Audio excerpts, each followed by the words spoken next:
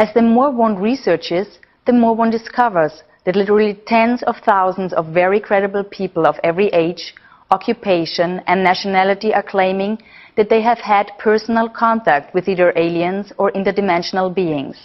Credible researchers now say that as many as 60 different species of intelligent, superconscious beings have been interacting with humanity for millions of years.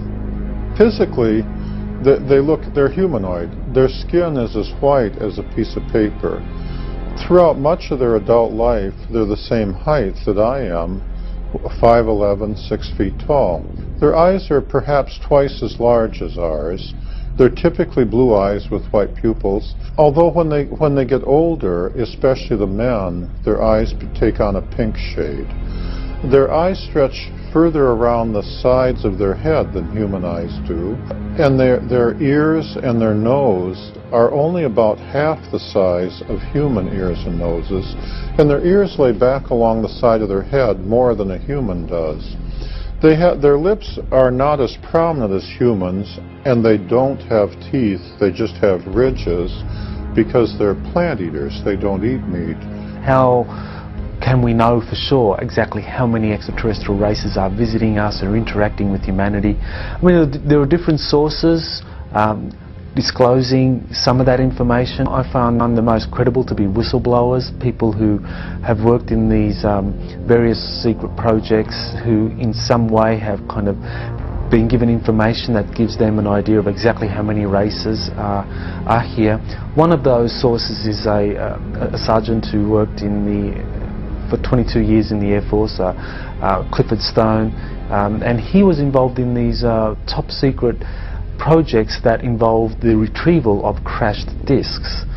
And in that process, he was able to get quite a bit of information on how many extraterrestrial races are visiting us. And he came up with the figure of 57. Others have come up with slightly more. Another prominent whistleblower or a former employee of the CIA is John Lear, and he talks about over 60 races that are visiting the Earth. On one night, I saw between 200 and 300 different tall white individuals. There were so many I couldn't count them, lined up along the mountains to the east of, up along where the ammunition bunker was. On the night that the tall white lady known as Pamela was supposed to finish her final exam to be head of the technology transfer team to go into Livermore. In amongst those 200 or 300 tall whites, and that's just an estimate because I couldn't, it was a crowd of people and I couldn't count them all. There were also American Air Force personnel, nobody below the rank of colonel. There was like a 4-star general, a 3-star general. There were several of them. There were also several American government people in civilian clothing over there.